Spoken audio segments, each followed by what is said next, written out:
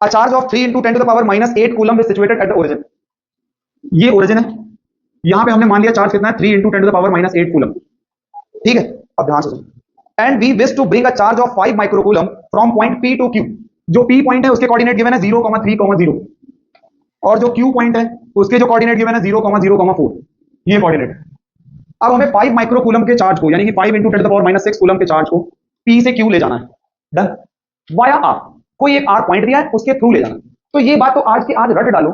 एक चार्ज को किसी पॉइंट से दूसरे पॉइंट तक ले जाने में जो वर्क डन करना पड़ता है वो वर्क डन उसके पाथ पे डिपेंड ही नहीं करता।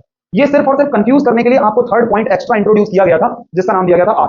वो R से ले जाए, वो Z से ले जाए, वो माउंट एवरेस्ट से ले जाए, भैया हमसे कोई लेना देना नहीं है। हमने पढ़ रखा है कि दो पॉइंट के बीच अगर चार्ज ट्रांसफर करेंगे तो वो किसी तरह किसी भी तौर पाथ पे डिपेंड नहीं करता। तो इसलिए R को तो भूल ही जाओ, R का तो कोई जिक्र नहीं करना। अब देखो पहला जो पॉइंट है उसमें X और Z के कोऑर्डिनेट 0 है, किसके कोऑर्डिनेट है Y। इसमें कौन सा X और Y 0 है, यानी कि यहाँ पे Y और यहाँ पे Z।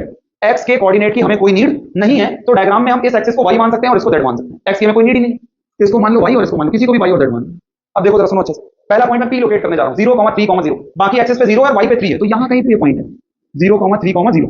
डन। दूसरा पॉइंट Q है, बाकी 0 है, Z पे 4 है, तो 1 2 3 4 यहां कहीं होगा 0,0,4। ये Q पॉइंट है। डन। अब मैं बोला ये 5 माइक्रोकूलम का चार्ज है, इस जगह से इस जगह तक ले जाना है। याद करो पहली क्लास इलेक्ट्रोस्टैटिक पोटेंशियल में मैंने बोला था अगर किसी चार्ज Q को P से Q तक ले जाना है तो उसका जो पोटेंशियल लिखते हैं वो इस तरीके से, potential at Q minus potential at P equals to work done from P to Q by वो चार्ज जिसको हमें मूव कराना है, इट मींस 5 माइक्रोकूलम। ये फॉर्मूला क्लियर है कि नहीं क्लियर? ये तो बताते हैं चला आ रहा हूं बहुत दिनों से। अब तुम्हें ये वैल्यू तो भैया फाइंड आउट ही करनी है, तो इस तरह की बात ही नहीं करनी। बात किस पे करनी है? इन दोनों।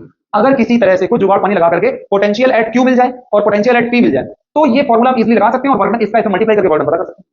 अब पोटेंशियल एट P कैसे निकलेगा, पोटेंशियल एट Q कैसे निकलेगा? पोटेंशियल तो तब आएगा जब आसपास कोई चार्ज रखा हो। तो जरा नजरें दौड़ाओ, कोई चार्ज है, ये चार्ज है, इस चार्ज की वजह से कुछ पोटेंशियल P पे होगा और इस चार्ज की वजह से कुछ पोटेंशियल Q पे होगा। तो बस इस चार्ज की वजह से P पे पोटेंशियल और Q पे पोटेंशियल निकाल लेना है, फॉर्मूले में रख देना आंसर। किसी चार्ज की वजह से r डिस्टेंस पे जो पोटेंशियल का फॉर्मूला होता है that is 1/4 pi epsilon not Q by R। ये होता है कि नहीं होता है? कोई दिक्कत हो तो बोलो। तो अब P पॉइंट पे अगर पोटेंशियल एट P निकालना है तो क्या आना चाहिए 1/4 pi एप्सिलॉन नॉट, इस चार्ज की वजह से है तो 3 into 10 to the power minus 8 by R। ये डिस्टेंस कितनी है? 3 है और कुछ थोड़ी है। 3 सेंटीमीटर में दियो तो मीटर में कर लेना भैया, पर मैं उसका जिम्मेदार नहीं। और भी पोटेंशियल एट Q देखो 1/4 pi एप्सिलॉन नॉट, किस चार्ज की वजह से है? इसी चार्ज की वजह से, तो 3 into 10 to the power minus 8 और डिस्टेंस इस बार कितनी है? ओ यहां से यहां तक की 4 डिस्टेंस है, तो ये 4। भैया अब दोनों वैल्यूज आपके पास हैं, दोनों वैल्यू उठा करके फॉर्मूले में चिपका दोगे तो work done to move a charge from P to Q निकल करके आप जाएंगे। डन। कोई दिक्कत हो तो बोलो। अगर ऐसा लग रहा हो कि समझ में नहीं आया, पता नहीं क्या बकवास बता के जा रहा है।